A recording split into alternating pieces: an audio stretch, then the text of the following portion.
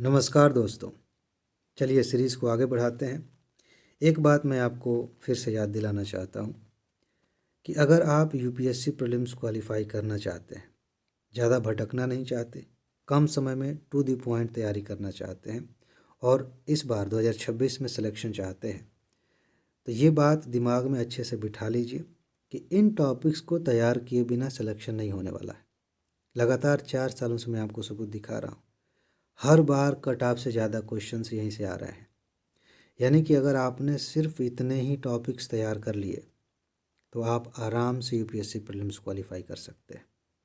Note आपको advance में दी गई है ताकि आप जल्दी से इसे तैयार कर सकें। नोट लेने के लिए क्या करना है, आपको व्हाट्सएप नंबर दिया गया है, उस पर मैसेज करिए, जल्दी से नोट लीजिए, अच्छे से पढ़ लीजिए और बार बार रिवाइज़ करिए। ठीक है। फिलहाल आज का जो टॉपिक है, करंट अफेयर का टॉपिक है एकीकृत पेंशन योजना। 3 वजहों से महत्वपूर्ण है। सबसे पहली वजह यह है कि इसमें कुछ नई बातें हैं जो आपसे पूछी जा सकती हैं। योजनाओं से प्रश्न अक्सर पूछे जाते हैं। दूसरी वजह यह है कि इस पर यूपीएससी ने पहले भी क्वेश्चन पूछा, इसमें मतलब पेंशन पे पहले भी क्वेश्चन पूछा है। और तीसरी वजह यह है कि आप खुद सेलेक्ट होने वाले हैं, आपको भी इसके बारे में जानकारी रहेगी तो चीज़ें आसान हो जाएंगी, समझ जाएंगे कि सर्विस में रहते हुए सरकार की किस योजना का कैसे लाभ लेना है। ठीक है। और भी कई वजहें हो सकती हैं, लेकिन सबसे बड़ा कारण यही है कि ये सिलेक्शन के लिए ज़रूरी है। टॉपिक अच्छे से पढ़ लीजिए। तो यूपीएस योजना जो है, एकीकृत पेंशन योजना, यूनिफाइड पेंशन स्कीम, इसको मंजूरी दे दी गई है। जो अब ध्यान दीजिएगा, यूपीएससी का ये है। पीसीएस वाले में हम तथ्यों पर ध्यान देते हैं और यूपीएससी में तथ्य के साथ साथ कुछ ऐसी बातें जो देखने में सामान्य लगती हैं लेकिन वो या तो छिपे हुए तथ्य हैं या फिर कंसेप्ट्स हैं, उन्हें भी पकड़ना होता है। यूपीएससी उसी को लेकर क्वेश्चन बनाती है। जो सरकारी कर्मचारियों को सेवानिवृत्ति के बाद सुनिश्चित पेंशन प्रदान करेगी। कुछ ऐसी पेंशन योजनाएं हैं जो आम जनता के लिए भी हैं, ये सरकारी कर्मचारियों के लिए ध्यान रखिएगा। यह योजना 1 अप्रैल 2025 से प्रभावी होगी, जब केंद्र सरकार के कर्मचारी वर्तमान राष्ट्रीय पेंशन प्रणाली में स्थानांतरित हो जाएंगे। एनपीएस के बारे में अभी हम आगे पढ़ेंगे, नेशनल पेंशन स्कीम के बारे में। यहाँ से यूपीएस में जब स्थानांतरित हो जाएंगे तब ये बात कही गई थी कि होगी। और ये वर्ष आप थोड़ा सा ध्यान रखिए, कई बार ऐसा पूछ लिया जाता है कि कब से ये योजना प्रभावी हुई, तो ध्यान रखिएगा। इसमें एक चीज़ और है, राज्य सरकारों के पास एकीकृत पेंशन योजना अपनाने का विकल्प भी होगा। आप ध्यान दीजिए, ये क्यों हाईलाइट किया गया। राज्य सरकारों की अपनी भी स्कीम्स होती हैं। राज्य स्तर पर जैसे मान लीजिए आप पीसीएस एग्ज़ाम दे रहे हैं तो वो राज्य सरकार के कंट्रोल में है, वो अपने हिसाब से योजना के नियम तय करते हैं, उसके लिए पेंशन स्कीम होती है, जो भी है। तो ये जो राष्ट्रीय स्तर पर योजना बनाई गई है पेंशन की, राज्य सरकारें चाहें तो इसमें शामिल हो सकती हैं, एकीकृत कर सकती हैं, विकल्प है, चाहे तो अलग भी रह सकती हैं। ये एक महत्वपूर्ण कथन हो सकता है, ध्यान रखिएगा। अब इसमें कुछ प्रावधान हैं जो कि एग्ज़ाम के लिए आपको वो मटेरियल प्रदान करते हैं जहाँ से सीधे सीधे लाइनें बनती हैं, और यूपीएससी तो इन सब चीज़ों से खूब खेलती है। ये जो डाटा आप देख रहे हैं, इसी में थोड़ा सा फेर बदल करके यूपीएससी सेंटेंस बनाती है। तो एकीकृत पेंशन योजना जो है, उसमें किस तरह से पेंशन मिलेगी वो थोड़ा समझ लीजिए। सबसे महत्वपूर्ण लाइन यही है, 25 वर्ष की न्यूनतम अर्हक सेवा, मतलब मान लीजिए आपने 25 साल तक काम किया, मान लेते हैं आप आईएएस बन गए, 25 साल तक आपने काम किया, तो सेवानिवृत्ति से पहले अंतिम 12 महीनों में कर्मचारी के औसत मूल वेतन का 50% पेंशन के रूप में मिलेगा। यानी कि रिटायरमेंट से पहले जो 1 साल था, उस 1 साल में जितना आपको वेतन मिल रहा था, मान लेते हैं कि 1 लाख रुपये महीने का मिल रहा था, तो पेंशन जो है उसका 50% यानी कि 50,000 रुपये आपको पेंशन के रूप में मिलेगी। ये सीधा सा मूल वेतन का, उसमें बाकी भत्ते वगैरह शामिल नहीं किए गए हैं। ठीक है। यह राशि न्यूनतम 10 वर्ष तक की छोटी सेवा अवधि के लिए आनुपातिक रूप से कम हो जाएगी, क्योंकि यहाँ पर 25 वर्ष लिखा है। मान लीजिए किसी ने 10 वर्ष ही काम किया, जैसे मान लीजिए कि बहुत उम्र हो गई थी और उसके बाद सिलेक्शन हुआ पीसीएस वगैरह में, मान लेते हैं, हालांकि ऐसा नहीं होगा कि 10 वर्ष में रिटायर हो जाए, मान लेते हैं कुछ ऐसा सीन कि न्यूनतम 10 वर्ष भी अगर किए हैं और उसके बाद से आपने पद छोड़ दिया है, पेंशन का लाभ लेना चाहते हैं, आपने अपना योगदान दिया होगा जो भी है, तो उसी हिसाब से आनुपातिक रूप से ये कम हो जाएगा, तब 50% नहीं मिलेगा। ठीक। इसके बाद से सुनिश्चित न्यूनतम पेंशन, ये सामान्य सी बात है। न्यूनतम 10 वर्ष की सेवा के बाद सेवानिवृत्ति की स्थिति में यूपीएस में 10,000 रुपये प्रति माह की सुनिश्चित न्यूनतम पेंशन प्रदान की जाएगी। मतलब 10,000 से कम नहीं मिलेगी, इतना तो मिलवे करेगा। अब एक लाइन, जो पिछली बार जो पेंशन स्कीम पे क्वेश्चन पूछा गया था, मुझे एग्जैक्ट याद नहीं है कि 2016 में था कि 15 में, लेकिन उसी के आसपास इस तरह की लाइन पूछी गई थी। सेवानिवृत्त व्यक्ति की मृत्यु पर जिसे पेंशन मिलनी थी, अगर वो मर गया तो निकटतम परिवार सेवानिवृत्ति व्यक्ति, मतलब नॉर्मली ऐसा होता है कि पति हैं तो उनकी पत्नी, पत्नी सेवा में थी तो उनके पति, जो सबसे निकटतम व्यक्ति होता है उस व्यक्ति द्वारा अंतिम बार प्राप्त पेंशन का 60% पाने का हक होगा। कि जैसे मान लीजिए कुछ साल तक पेंशन मिली और मृत्यु से पहले वाले महीने में मान लेते हैं कि 50,000, नहीं सीधा कर देते हैं परसेंटेज आपको समझ में आने के लिए, मान लेते हैं 1 लाख रुपए पेंशन मिली, हालांकि ऐसा होता नहीं है 1 लाख, तो 60,000 उनको मिलेगा जो रह गए हैं, जो जीवित हैं, उनके परिवार के सदस्य, पति या पत्नी जो भी, तो 60% पाने का हक होगा। ठीक है। इसके बाद मुद्रास्फीति सूचकांक इसमें जोड़ा गया है, महंगाई के साथ इसमें जो है बढ़ोतरी की जाएगी, थोड़ी सी राहत उसमें मिलेगी। यहाँ थोड़ा सा ध्यान दीजिएगा, ये इम्पोर्टेंट है। सेवानिवृत्ति पर एक मुश्त भुगतान हो जाएगा, ये इंटरेस्टिंग बात है, थोड़ा सा आप समझ लीजिए। जो ग्रेच्युटी दी जाती है, बहुत सारी चीज़ें हैं। जब आदमी निवृत्त होता है, सेवा छोड़ता है, तो पहले भी ऐसा होता था कि एक साथ कुछ पैसे दिए जाते हैं, तो इसमें भी एक साथ पैसे मिलेंगे। जो सेवा की प्रत्येक 6 माह पूरे होने पर सेवानिवृत्ति तिथि के अनुसार उसके मासिक वेतन, जिसमें वेतन और डीए भी होता है, महंगाई भत्ता आप कह सकते हैं, उसके 1/10वें भाग के बराबर होता है। तो कुल मिला के ये है कि अगर कोई व्यक्ति रिटायर हो रहा है तो उसे कुछ पैसे मिल जाएंगे तुरंत, मतलब रिटायर होने के बाद ही मिलेंगे, 1/10वें भाग, ये वाला ध्यान रखिएगा। लेकिन इसका पेंशन पे कोई असर नहीं पड़ेगा। ठीक है। ग्रेच्युटी क्या होती है? ऐसी राशि है जो नियोक्ता द्वारा अपने कर्मचारियों को उनकी सेवाएं प्रदान के लिए दी जाती है, मतलब एक तरह से प्रोत्साहन भी आप कह सकते हैं, और भी चीज़ें इसमें अलग अलग नाम आप जोड़ सकते हैं। तो उसी के साथ साथ ये भी दी जाएगी। बाकी हाँ, ये इम्पोर्टेंट है। कर्मचारी अभी भी एनपीएस के अंतर्गत बने रहने का विकल्प चुन सकते हैं। जो पहले वाला नेशनल पेंशन स्कीम है, उसमें कोई कर्मचारी चाहे तो कहे कि नहीं हम इसी में ठीक है, ये स्कीम मुझे ठीक लग रही है, तो उसमें बने रह सकते हैं, ये विकल्प है। हालांकि कोई भी कर्मचारी केवल एक बार ही विकल्प चुन सकता है। एक बार विकल्प चुनने के बाद विकल्प को बदला नहीं जा सकता। आपसे पूछा जाएगा कि आप पहले वाले स्कीम में रहना चाहते हैं या जो नया स्कीम है यूनिफाइड, उसमें आप आना चाहते हैं। बस एक मौका है, हाँ या ना। आपने कह दिया कि हाँ तो ठीक है, नए स्कीम के तहत आपको पेंशन मिलेगी, कह दिया नहीं तो फिर पहले वाला जो था उसी के अनुसार पेंशन मिलेगी। ठीक है। और जो मैं बार बार कह रहा हूँ, क्वेश्चन पूछा गया था, इसी पे पूछा गया था एनपीएस में। यूपीएस और एक ओपीएस था, ओल्ड पेंशन स्कीम, और एनपीएस राष्ट्रीय पेंशन योजना, नेशनल पेंशन स्कीम, इनके बीच में कुछ अंतर है। 3 तरह की पेंशन योजना है सरकार की, इसे थोड़ा सा समझ लीजिए। ठीक है। पेंशन की गणना की बात करें तो ओपीएस से मतलब आप समझ लीजिए ओल्ड वाला, पेंशन अंतिम मूल वेतन तथा महंगाई भत्ते के 50% के बराबर तय की गई थी।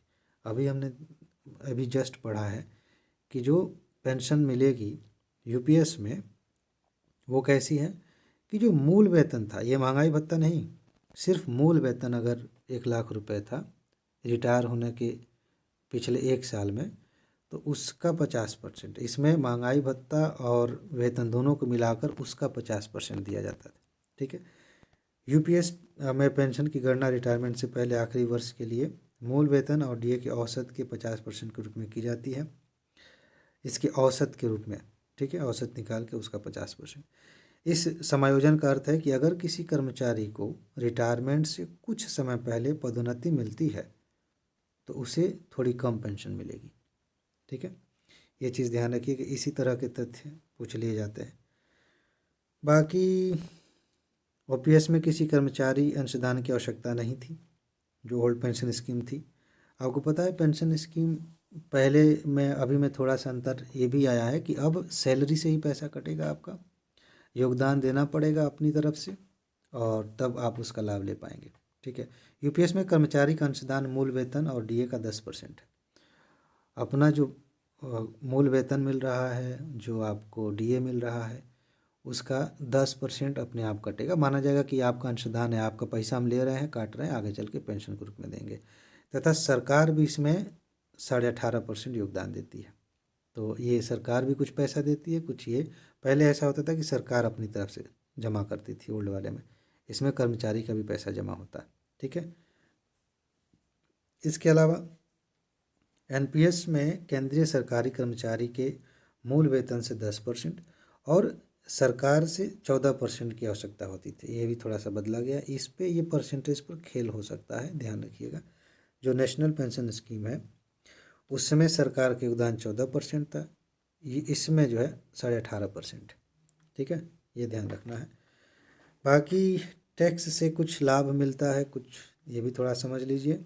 केंद्र सरकार के कर्मचारी एनपीएस योजना, एनपीएस समझ रहे हैं, नेशनल योजना में सरकार के योगदान के लिए कर लाभ के पात्र हैं। अगर कोई एनपीएस में है तो उसको टैक्स से छूट मिलेगी। वे आयकर अधिनियम 1961 के तहत पुरानी और नई दोनों कर व्यवस्थाओं से 14% तक की कटौती कर सकते हैं। पूरी तरह से छूट नहीं मिलेगी, 14% तक छूट मिल सकती है। क्योंकि ओपीएस में पुराने वाले में कर्मचारियों का कोई योगदान नहीं होता था, इसलिए वे कर का लाभ नहीं उठा सकते थे। वो अपनी तरफ से पैसा नहीं दे रहे हैं पुराने वाले में, तो उनको टैक्स देना पड़ता था। ठीक है। सरकार ने अभी तक यह स्पष्ट नहीं किया है कि यूपीएस के अंतर्गत जो नया है कर्मचारी और सरकारी अंशदान पर कोई कर लाभ मिलेगा या नहीं। ये ज़्यादा इम्पोर्टेंट है। आगे चल के एग्ज़ाम से पहले अगर स्पष्ट हो गया तो भी ठीक है, ध्यान रखना है, नहीं हुआ तो भी ध्यान रखना है। जो यूपीएस समझ में आ रहा है ना, ओपीएस यूपीएस एनपीएस, फिर से मैं बता दे रहा हूँ। ओपीएस मतलब ओल्ड, ओ से शुरू हो रहा है old, NPS national pension scheme, और ये यूपीएस जो है एकीकृत किया गया है, यूनिफाइड। अच्छा, यूपीएस में उच्च न्यूनतम पेंशन, यूपीएस में जो नया वाला है, इस योजना के तहत 10 वर्ष की न्यूनतम सेवा के बाद सेवानिवृत्ति के समय प्रतिमाह न्यूनतम 10,000 रुपये मिलेंगे। 10 वर्ष की न्यूनतम सेवा अवधि के बाद वर्तमान न्यूनतम राशि जो है 9,000 रुपये है। बाकी कुछ सामान्य बातें हैं, कुछ इसमें खास नहीं है, आप इसे देख सकते हैं। एनपीएस के बारे में मैं थोड़ा सा आपको बताना चाहता हूँ। नोट आपके पास है, इसको विस्तार से पढ़िएगा और अच्छे से। इसकी शुरुआत बाजार से संबंध एक अंशदान योजना के रूप में हुई थी, जिसकी शुरुआत केंद्र सरकार द्वारा व्यक्तियों को उनकी सेवानिवृत्ति की आवश्यकताओं की पूर्ति के लिए पेंशन के रूप में आय उपलब्ध कराने के लिए की गई थी, कि उसमें मदद मिल जाए कि आप बुढ़ा गए हैं, अब बैठे हैं घर पे, काम नहीं कर सकते, तो पेंशन में कुछ स्कीम में उन्होंने योगदान दिया है तो सरकार पैसे देती रहेगी, उन्हीं का पैसा इंटरेस्ट के साथ बाकी चीज़ों को ध्यान में रखते हुए। भारत के पेंशन विनियमों को आधुनिक बनाने की सरकार की प्रतिबद्धता के तहत, ध्यान रखिएगा, 1 जनवरी 2004 को एनपीएस ने ओपीएस का स्थान ले लिया था। ये इंपॉर्टेंट तथ्य है कि नेशनल पेंशन स्कीम ने ओल्ड पेंशन स्कीम का स्थान कब लिया था। और उसी समय से ये बात चर्चा में आपने कहीं ना कहीं सुनी होगी कि सरकार अब पेंशन नहीं देगी, सरकार ने पेंशन बंद कर दिया है। कहीं सुना होगा पक्का, मैंने सुना था, मुझे समझ में नहीं आता था इसका क्या मतलब है पेंशन। हाँ, मुझे कुछ ऐसा लगता था कि कुछ गड़बड़ हो रहा है क्या, पेंशन मिलती थी, सरकारी नौकरी का महत्व कम हो रहा। तो इस तरह की चर्चाएं उस समय चली थी कि सरकार अब पेंशन नहीं देगी, रिप्लेस किया गया। क्योंकि ओपीएस में सरकार अपनी तरफ से पैसे देती थी, आपको जो भी सैलरी मिल रही है सब मिल रही थी, जितना तय है उतना मिल रहा था, और रिटायरमेंट के बाद सरकार पेंशन देती थी। एनपीएस जब आया तो उसमें कहा गया कि आप भी योगदान दीजिए, ठीक है, सरकार भी योगदान देगी, ऐसा था। तो ये चीज़ है। पेंशन फंड नियामक और विकास प्राधिकरण, एक तो तथ्य ये पूछा जा सकता है, पीएफआरडीए, ये इसका काम पूछा जा सकता है। तो ये अधिनियम बनाया गया बेसिकली, इसके तहत एनपीएस को विनियमित और प्रशासित करता है, इस अधिनियम के तहत 2013 वाले के तहत। ठीक है ना। अब बाकी इसकी आवश्यकता क्यों पड़ी थी। ओपीएस के साथ एक बुनियादी समस्या थी, अर्थात यह वित्त पोषित नहीं थी और पेंशन हेतु कोई विशेष कोष नहीं था उस समय। ओपीएस पुराने वाले में बाकी विशेष कोष बनाया गया आगे चल के। बाकी देनदारियां बढ़ती गई हैं सरकार की, तो ये एक सामान्य बात है। एनपीएस की कार्यप्रणाली, एनपीएस दो मूलभूत तरीकों से ओपीएस से अलग थी। वो दो बातें यहाँ पर हैं, आप सामान्य तौर पर देख सकते हैं। इन दोनों में पूछा नहीं जाएगा, यूनिफाइड वाले में और एनपीएस में पूछा जा सकता है। ओपीएस से तुलना थोड़ा सा आप एक बार देख लेंगे, क्या पता पूछ ही लीजिए, लेकिन उतना महत्वपूर्ण मुझे नहीं लगा इसलिए हाईलाइट नहीं किया।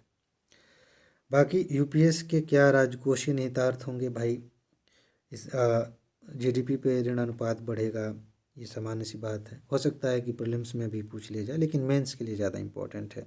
राजकोषीय बोझ बढ़ेगा, बढ़ता ही है, लेकिन इसको अलग एंगल से देखेंगे, इसका पॉजिटिव साइड देखेंगे तो किसी व्यक्ति ने महत्वपूर्ण पद पर रहते हुए, अब भ्रष्टाचारियों को छोड़ दीजिए, जो सच में देश की सेवा करना चाहते हैं, उन्होंने 20 साल 30 साल काम किया है, उनकी वजह से कितने लोगों का कल्याण हुआ होगा, कितने लोगों का जीवन बेहतर हुआ होगा।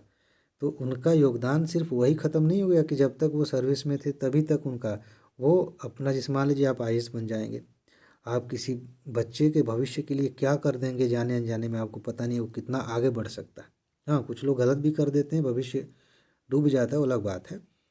लेकिन अगर आपकी बात करें, मैं आपसे तो उम्मीद कर ही सकता हूँ कि आप ईमानदारी से काम करेंगे, तो आप जाने अनजाने में कितने लोगों का कल्याण कर रहे हैं, पूरी पीढ़ियाँ बदल सकती हैं आपकी वजह से। तो आपका योगदान सिर्फ वही ख़त्म नहीं होगा कि आप रिटायर हो गए तो बात ख़त्म हो गई। रिटायरमेंट के बाद आपने जो भी किया है देश के लिए, उसका इनाम आपको मिलना चाहिए। ठीक है, बाकी बोझ बढ़ रहा है, कोई बात नहीं, राजकोषीय बोझ थोड़ा बढ़ सकता है, ये सिंपल सी बातें हैं। तो आज बस इतना ही है। सिस्टमेटिक तरीके से सारी नोट आपको दी जा चुकी है। आप सीधे कमेंट में जाइए, डिस्क्रिप्शन में जाइए, वहाँ पर नंबर दिया गया है, तुरंत मैसेज करिए, आज ही नोट लीजिए और अभी तैयार करिए। सोचते रह जाएंगे कि एग्ज़ाम तक लेंगे या वीडियो से ही तैयार कर लेंगे, वीडियो से चीज़ें समझी जाती हैं, रिवीजन नहीं होता, तैयारी नहीं होती। कभी भी इस भ्रम में मत रहिएगा कि इस चैनल की या किसी भी चैनल की सिर्फ वीडियो से तैयारी हो जाती है, टाइम पास होता है। आप वीडियो के भरोसे हैं, एक बार वीडियो देखेंगे, अच्छा लगेगा, समझ में आ गया, दूसरी बार आप रिवाइज़ नहीं करेंगे, और रिवाइज़ करने आए थोड़ा सा वीडियो देख रहे हैं, फिर महसूस हो यार बड़ा टाइम लग रहा है, तब तक नीचे कोई और वीडियो, कोई शॉर्ट वीडियो रिकमेंड हो रही है, उस पर ध्यान चला जाएगा, आप भटक जाएंगे, नहीं पढ़ाई हो पाएगी। नोट है, आराम से आप मोबाइल बंद कर दिए, बैठ के टू दी पॉइंट इत्मीनान से पढ़ रहे हैं, रिवाइज़ कर रहे हैं, अच्छे से तैयारी होगी। इसलिए आप नोट ले लीजिए, समय भी बचेगा, फोकस्ड होकर तैयारी भी करेंगे और सिलेक्शन आसानी से ले पाएंगे। तो ये बातें हैं, जाइए नोट लीजिए। और एक बात जो मैं हमेशा कहता हूँ, अपना ख्याल रखिए, खुश रहिए, मस्त रहिए, मुस्कुराते रहिए, जल्दी से सफल होइए और ज़िंदगी को एंजॉय कीजिए। आगे मिलते हैं, नमस्कार।